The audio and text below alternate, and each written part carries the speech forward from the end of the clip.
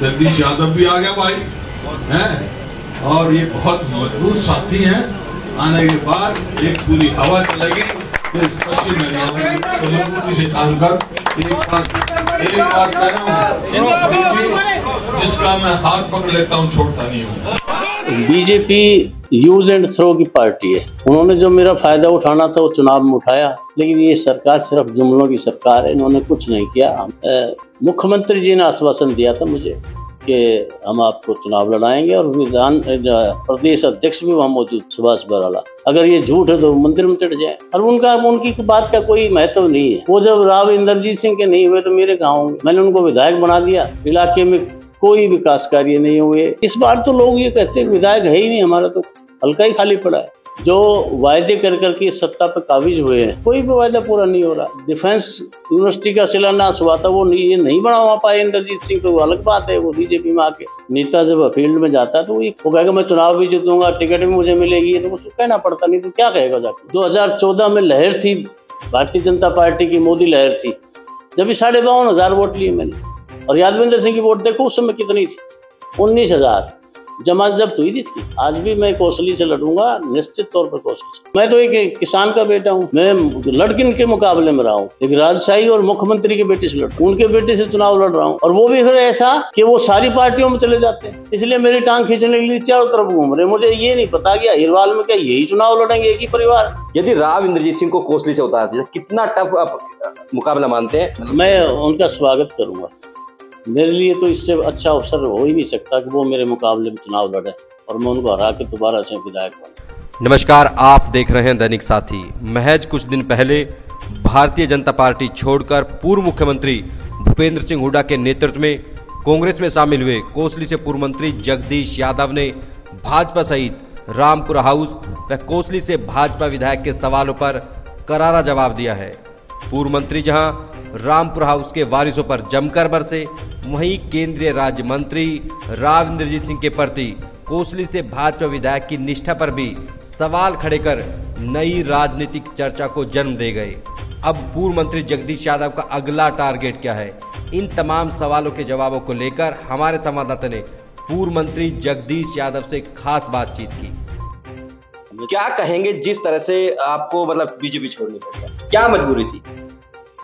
BJP use and throw की party है।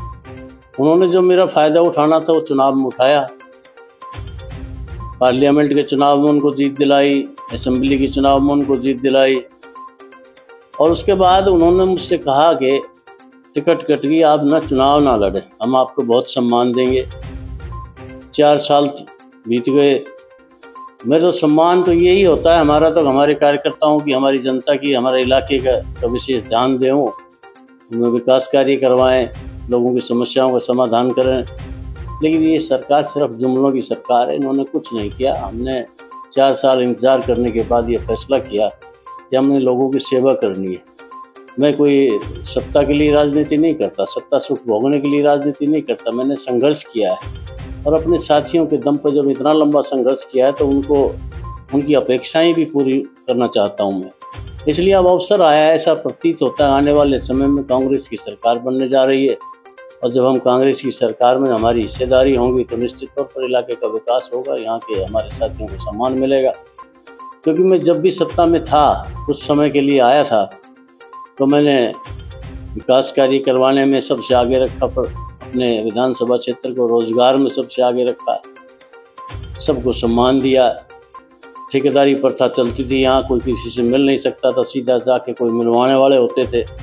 मैंने सबको बराबर का सम्मान दिया, सब सीधा आकर के मेरे से मिल सकते हैं। ठेकेदारी प्रथा को हमने ख़त्म किया, आम आदमी को सम्मान दे करके उनको ये एहसास करवाया कि सरकार में हमारा हिस्सा है। सर, अभी चर्चा ये भी कि आपने जैसा कि बताया आश्वासन मिला था, आखिर आश्वासन किसने दिया था? क्योंकि तमाम अब दावे कहीं ना कहीं झूठे बताए जा रहे हैं कि इस तरह कोई आश्वासन नहीं दिया गया था। मुख्यमंत्री जी ने आश्वासन दिया था मुझे कि हम आपको चुनाव लड़ाएंगे, और विधान प्रदेश अध्यक्ष भी वहाँ मौजूद थे, सुभाष बराला। अगर मुख्यमंत्री जी या कोई और कहते हैं, उनसे पूछो आप आश्वासन दिया था कि नहीं दिया। अगर ये झूठ है तो मंदिर में चढ़ जाए। कह दें कि मैं ये आश्वासन नहीं दिया था, मैं मान लूँगा, मैं संन्यास ले लूँगा राजनीति से। क्या बीजेपी में आप टिकट के आश्वासन के बाद ही आए थे? हाँ बिल्कुल, आश्वासन के बाद आया। और टिकट नहीं मिलती इसलिए वजह छोड़ मुझे आया नहीं था, मुझे तो लेके गए थे, इन्होंने खुद बुलाया था मुझे, मैं गया नहीं था। इन्होंने मुख्यमंत्री जी का संदेश आया कि हम आपसे मिलना चाहते हैं, आप आओ। जब मैं उसके बाद में उनसे मिला। कहा जाता है कि बीजेपी में ऐसी प्रथा नहीं है कि पहले आश्वासन दे, टिकट के ब्याह पे पहले काम करना पड़ता है। आखिर क्या आपकी मन से ही सीधे टिकट थी या कुछ इसके अलावा भाई पार्टी में रहते कुछ काम करते, शायद आप खड़े नहीं उतर पाए, शायद इस वजह से आपको तरजीह नहीं दी गई? नहीं, खरा मैं कहाँ उतरता। मैंने पार्टी ज्वाइन करने से पहले तो उनका मेंबर पार्लियामेंट जिता दिया। 75,000 की लीड कोसली विधानसभा क्षेत्र में दी है, जो अपने आप में एक मिसाल है। अगर 75,000 की लीड की जगह 60,000 भी लीड करता तो भी चुनाव नहीं जीत पाता हो। इसलिए 7503 वोट से तो सारा जीता है। उसको अगर जिताने का श्रेय जाता तो हमें जाता, हमारे साथियों को जाता। इसलिए हमने एमपी बना दिया बगैर पार्टी में जाए। हमने कहाँ कुछ मांगा। आप कह रहे कि आपने एमपी बना दिया। आप ही के कोसली से जो भाजपा विधायक हैं, आपके साथी थे कुछ दिन पहले तक, वो कह रहे हैं कि लोकसभा चुनाव में भी कांग्रेस की मदद की है। लोकसभा चुनाव में क्या वो कांग्रेस की मदद की हमने? वो जीतता ही नहीं अगर मैं कांग्रेस की मदद करता तो। इस तरह के निराधार आरोप क्यों, किस आधार पर लगा रहे हैं? झूठ बोलने का कोई हद होती है, और उनकी बात का कोई महत्व नहीं है। वो जब राव इंद्रजीत सिंह के नहीं हुए तो मेरे कहाँ होंगे? मैंने उनको विधायक बना दिया। अगर वो मैं चुनाव लड़ता तो निश्चित तौर पर उनकी हार होनी थी। अब वो इस तरह के बातें कर रहे हैं, तो जो आदमी राव इंद्रजीत सिंह का नहीं हुआ, जिसने उसको चुनाव लड़ाया और चुनाव जितवाया, तो मेरा कहाँ होगा वो?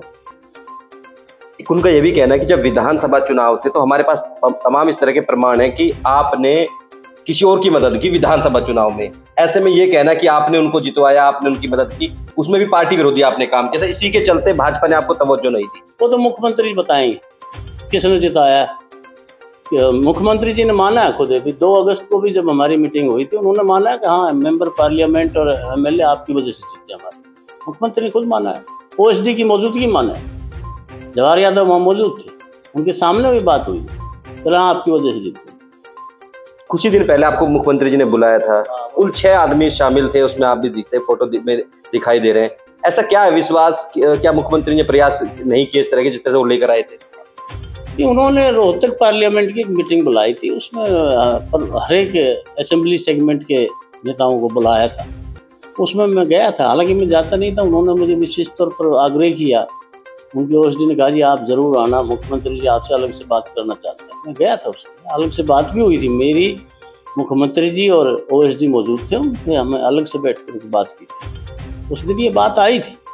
मैंने उनसे यही कहा था कि आपने वायदा किया था मेरे साथ कि आपके इलाके में आपको सम्मान देंगे, आपके कहने पे काम होंगे आपको, तो मगर आप उस पर खड़े नहीं उतरे। आप कहता नहीं आप देंगे हम।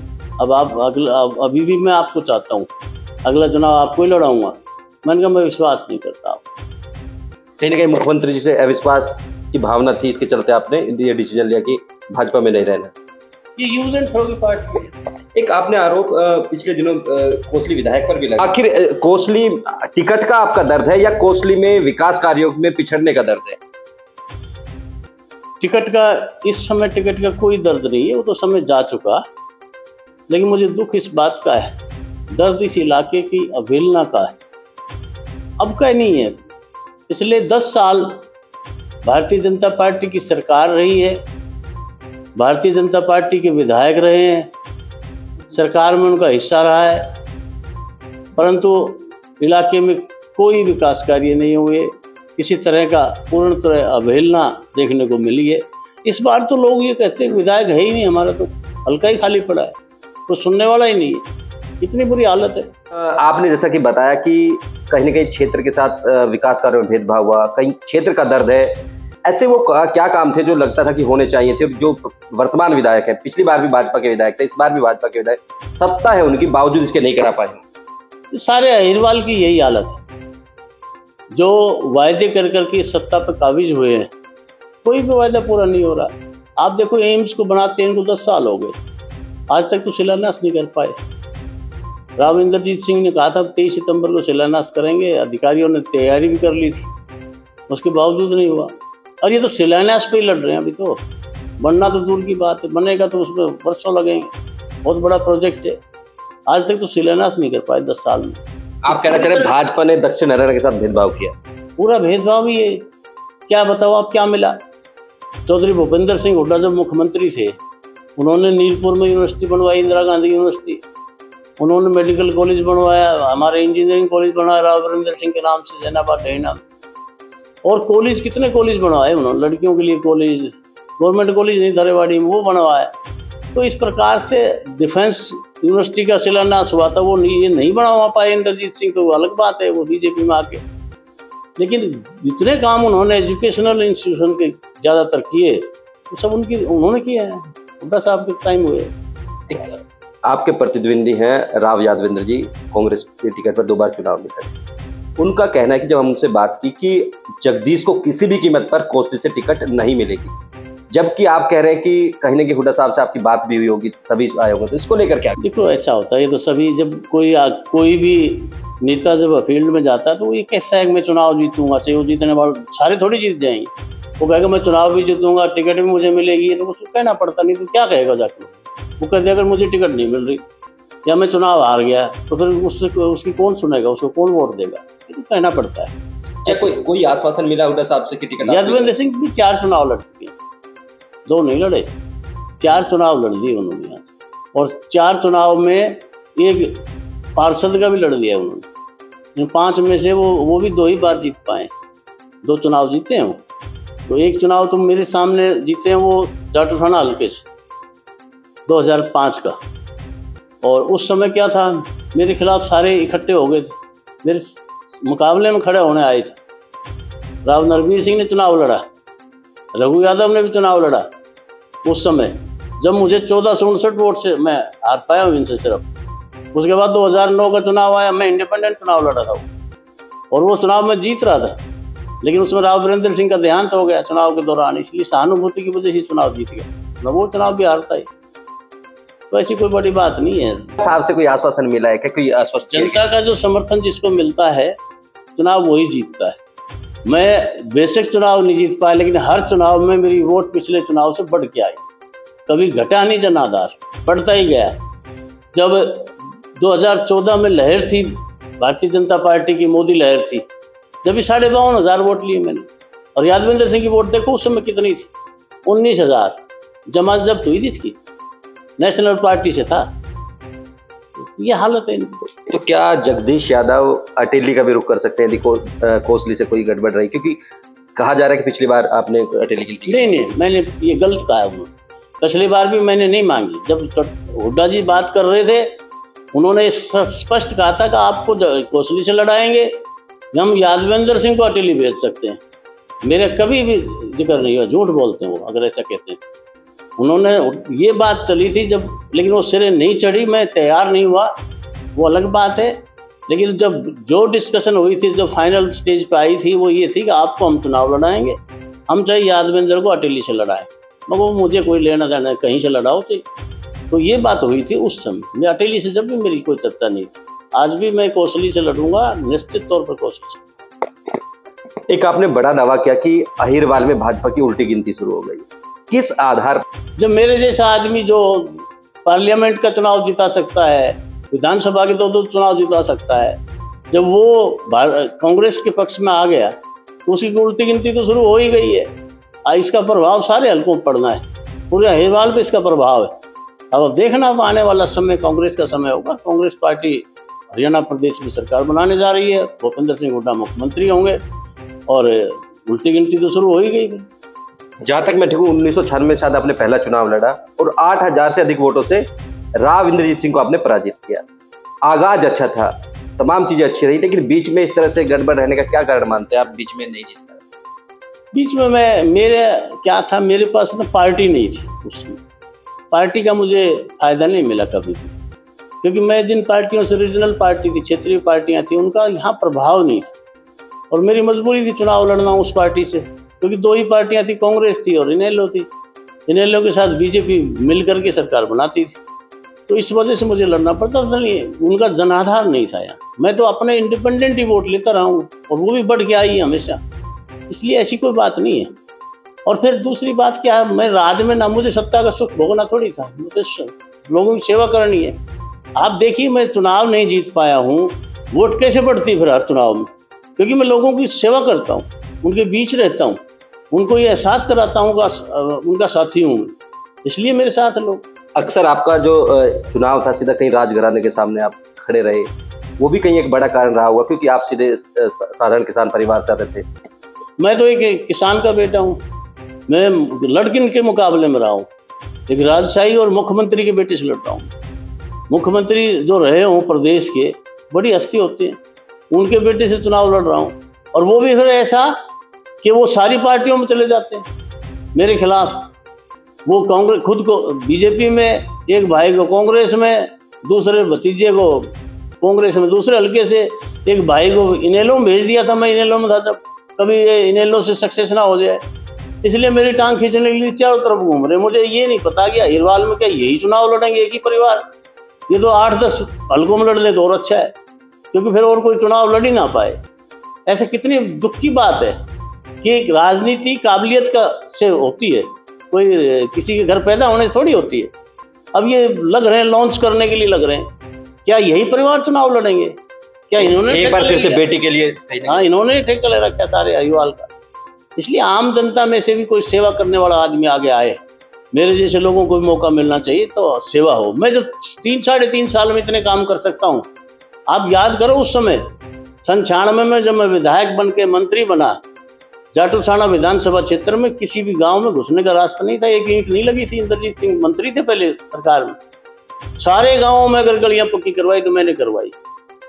स्कूल अपग्रेड नहीं हुए थे सालों से, 3.5 साल के अरसे में 37 स्कूलों के दर्जे बढ़ाए मैंने। 115 गांव थे जाटूसाना हल्के में, 37 स्कूल अपग्रेड किए थे, और उसमें से 15 स्कूल +2 के बनाए थे। एजुकेशन पे हमने ध्यान दिया ताकि बच्चों को ज़्यादा दूर नहीं जाना पड़े, विशेष तौर पर लड़कियों को। हर 5 किलोमीटर पे एक +2 का स्कूल दिया मैंने। दहीना गांव रेवाड़ी जिले का सबसे बड़ा गांव था, उसमें भी लड़कियों का +2 स्कूल मेरा बनाया हुआ है।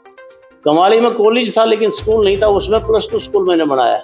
उसके बाद मोतला कला में बनाया, बेरली खुर्द में बनाया, बोडिया कमालपुर में बनाया, दड़ोली में बनाया, रोढ़ाई में बनाया, लाला में हाई स्कूल बनाया, बूडोली का +2 बनाया, उधर भोजावास, कोसली में कनीना में लड़कियों का, कोसली में लड़कियों का मैंने बनाया, नाहड़ में +2 मैंने बनाया, धनौंदा में बनाया, भोजावास में बनाया। तो हर जगह में जो बड़े बड़े गांव तो सब में +2 स्कूल मेरे बनाए हुए, ताकि बच्चों को दूर ना जाना पड़े। हमने शिक्षा पर विशेष ध्यान दिया। उसके अलावा जहाँ खारी पानी था, पीने का पानी नहीं था, 15 वाटर वर्क्स नहर पर आधारित जल वितरण योजनाएं मैंने बनवाई थी, जो 3-4 करोड़ में एक बनती है। 5-5, 4-4 गाँवों को मिलाकर सबको शुद्ध जल देने का काम किया हमने। 1999 इसका जो 2019 का इलेक्शन था, आपने वो बयान सुना होगा कि टिकट नहीं लेने दूंगा, तमाम प्रयास करूंगा। कोसली से ही वो बयान दिया गया था। चर्चा ये भी है कि इस बार फिर शायद हुड्डा से बात करके आपको रोकने का प्रयास करेगा। राव इंद्रजीत सिंह का ही बयान था, आपने भी देखा। इसका जवाब तो हुड्डा साहब भी दे सकते हैं, मैं तो कैसे दूंगा, ये तो वही बता सकते हैं। लेकिन अब उस झांसे में हम आने वाले नहीं हैं। अब इनको बहुत बड़ा झटका है, ये तो ये समझते थे मैं भारतीय जनता पार्टी में रहूं और वहीं पर ये मेरी टिकट को काट। अब मैंने पूरा इंतजाम कर लिया इस इलाके की सेवा करने का, और निश्चित तौर पर इस बार सत्ता में भागीदारी होगी इस इलाके की, और इसका चहुमुखी विकास होगा। एक प्रदेश में तमाम जो उनके कैबिनेट मिनिस्टर थे, बड़े मंत्री थे, तमाम उनको चुनाव में उतार जाए। यदि राव इंद्रजीत सिंह को कोसली से उतार दिया, कितना टफ आप मुकाबला मानते हैं और किस तरह से इससे निजात? मैं उनका स्वागत करूंगा। मेरे लिए तो इससे अच्छा अवसर हो ही नहीं सकता कि वो मेरे मुकाबले में चुनाव लड़े और मैं उनको हरा के दोबारा से विधायक बनूं। मेरे लिए तो खुशकिस्मती होगी। कहीं ना कहीं जो आगाज किया था, आप भी चाहते हैं कि वो अंजाम भी उसने? बिल्कुल, मैं उनका स्वागत करता हूँ। अगर वो आ जाए मेरे मुकाबले में तो मुझे बहुत खुशी होगी। मंत्री जी, लास्ट क्वेश्चन।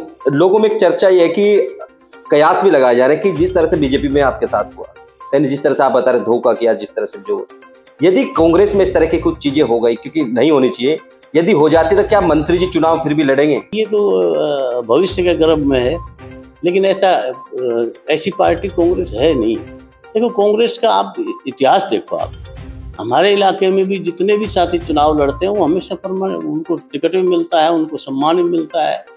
ऐसा कांग्रेस पार्टी की परिपाटी ऐसी नहीं है कि यूज एंड थ्रो। बीजेपी वालों ने राज कभी किया नहीं था, उन्होंने तो उनको एक ये थी कैसे भी लोगों को लो, उनका फायदा उठाओ और राज करो। तो इसलिए पहले था ना party with difference. Bharatiya Janata party अपने आप को कहती थी पार्टी विद डिफरेंस, लेकिन पार्टी विद डिफरेंस यही है कि खरीदो किसी तरह भी, किसी लोगों को तोड़ के लाओ, कैसे भी लाओ, राज करो बस। उनको ये राज का लालच हो। लोग कह रहे हैं कि पार्टी का अपमान किया, मुख्यमंत्री का अपमान किया, कुछ चीजें इस तरह से भी चल रही हैं बीजेपी के कुछ लोग, इसको लेकर क्या कहें? नहीं, मैंने कहाँ अपमान किया, मैं अपमान करने कैसे कर सकता हूँ? मुख्यमंत्री जी का सम्मानित पद पर बैठे हुए हैं, कोई अपमान की बात नहीं है। बात यह है कि जो सच्चाई की बात, जो घटनाक्रम हुआ है वो तो सच्ची बात है। मैं कभी झूठ नहीं बोलता। मैंने राजनीति में अपना वसूल है मेरा, मैं झूठ बोल के राजनीति नहीं करता, ना धोखा देता हूँ किसी को। हाँ, मैं कई बार क्या होता है, सच्चा आदमी को गुस्सा भी आ जाता है तो वो सच्ची बात कह देता है, तो कईयों को बुरा लगता है वो, ऐसी कोई बात नहीं, लेकिन मैं पूरा सम्मान करता हूँ। विरोधियों को क्या मैसेज देंगे, क्योंकि चुनाव तो नजदीक है जाना ही है, क्या मैसेज देंगे? उनसे मैं तो ये निवेदन करूंगा कि विरोध छोड़ करके इलाके के भले के लिए सब एक होकर के लड़ाई लड़े, और इस बार इस इलाके का उत्थान करवाने के लिए, विकास करवाने के लिए हम एकजुट होकर के मेरा साथ दें।